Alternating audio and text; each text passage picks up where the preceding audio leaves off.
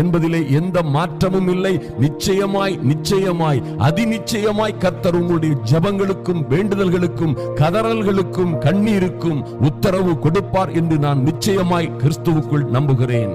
பாருங்க, எத்தனை பிரச்சனைகள், ஆபத்துகள், துன்பங்கள், போராட்டங்கள், சஞ்சலங்களிலே நீங்கள் அகப்பட்டிருந்தாலும் சரி, எந்த விதமான ஆபத்துகளிலே நீங்கள் சிக்குண்டு இருந்தாலும் சரி, எனக்கு அன்பான சகோதர சகோதரிகளே, அவற்றில் இருந்து தப்பிச் செல்வதற்கு நாம் ஓடோடி சென்று ஒரு மறைவிடத்தை, ஒரு புகலிடத்தை, ஒரு அடைக்கல பட்டணத்தை சார்ந்து கொள்ள வேண்டும் என்றால் அது தேவ பிரசன்னமே. ஐயா, இந்த அதிகாலை வேளையிலே தேவ பிரசன்னத்திற்காய் தேவனுடைய சமூகத்தில் வந்திருக்கிற என் அன்பு சகோதர சகோதரிகளே, உங்களுக்கு அங்கே நிச்சயமாய் விடுதலை உண்டு, ரட்சிப்பு உண்டு, சுகம் உண்டு.